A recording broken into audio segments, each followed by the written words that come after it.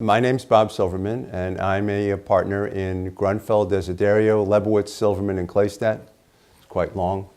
It's a customs and trade firm in the United States. The firm has an office in New York, and I work in the New York office. We have offices in Washington, D.C., in Los Angeles, and a small office in Hong Kong. And all that we do is customs and trade law. All of our clients are importers and exporters, or service providers in international trade. We've also represented customs brokers, sometimes foreign governments involved in international trade disputes.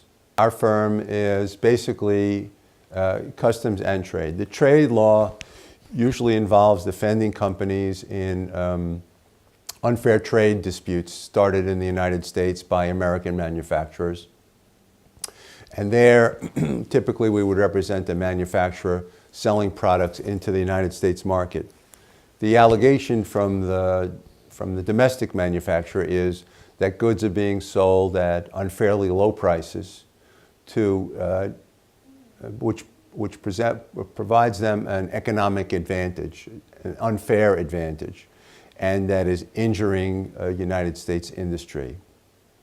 What happens in those cases is the American manufacturer is hoping that there will be imposed a countervailing duty or an anti-dumping duty to offset this unfair trade practice. And the duty rates can be very substantial, sometimes over 100%. So if you're importing a product that's valued at $1,000, the duty rate on it could be $1,000. And nobody can withstand that type of duty rate and still sell into that market. So we would represent those companies to show that, in fact, they're not selling at unfairly low prices or they are not injuring the United States industry. There may have been lost sales in the United States, but not from the products that our clients represent. And those cases go on for years and years because once there's a finding, then there's an annual review and so on. So we do that type of work on the trade side. The customs side is also very, very varied. We work with our clients even from the very beginning to help them structure products or transactions when they're importing into the United States. So when you can structure a product, the best example I can give you is a case that was just decided in the Court of International Trade, and it involved the Ford Transit Connect. So there, Ford was importing a vehicle from Europe. That started with Turkey and now it comes from Spain. And it was a passenger vehicle. And the duty rate on passenger vehicles is 2.5%. After it was imported into the United States, they ripped out the back seats and made a flat platform there for the product, and it became more of a cargo vehicle. So the duty rate on cargo vehicles is 25%, which is amazing, right? 10 times. And you can't make a good living on paying 25% duty on anything.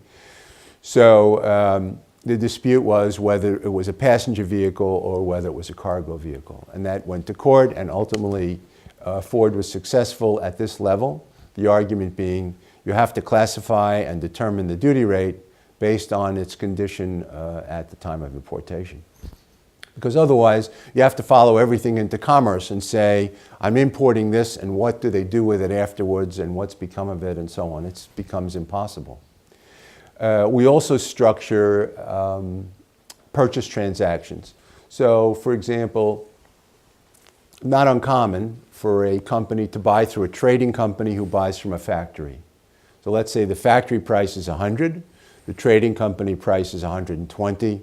We see that, and then the question is, what's the dutiable value? Is it 100 or 120? And obviously it's better for 100 because duty rates are mostly a percentage of the value of the product. We see this quite frequently with European companies who work through parent companies. They go through tax havens and so on, and there's a bump up as it goes from company 1 to 2 to 3. And we want the dutiable value to be from the factory and not from company 3.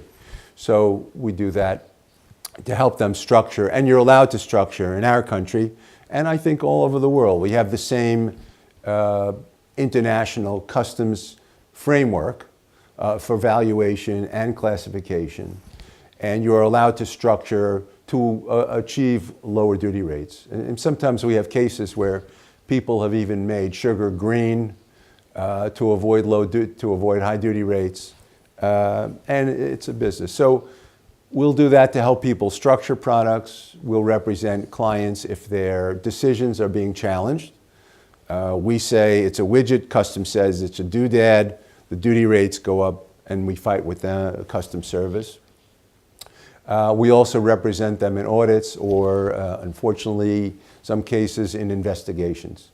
The custom service decides that I have a case involving automobile importers, automobile parts importers, and Customs is saying that they're infringing somebody else's trademark, so we represent the company to show it doesn't violate the trademark, and if it did, it was not their fault. They were sold bad goods from somebody else, and we try to defend them in those kinds of cases.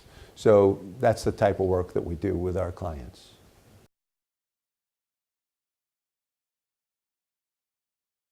I've been a member since the spring of 2015, about 2.5 years.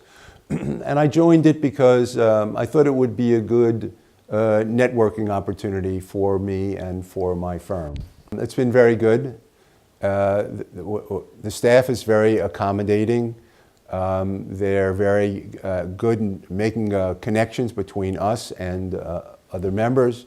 If there are newsletters, they get them out to all the other members.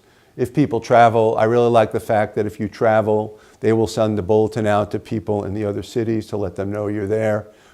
I've had one-on-one meetings with a number of people who've come to New York City, and you're certainly welcome to contact me. It's always nice to meet people on one-on-one because, after all, we're all just people.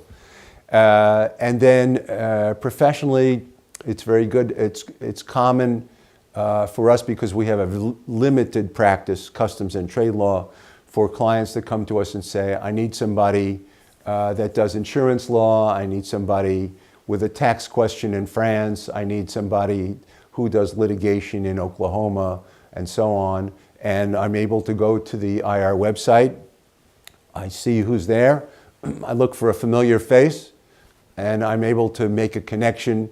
And it always feels good to help your clients this way, and to make connections. This way you're helping both sides, and it's a feel-good, what do they call it, win-win situation.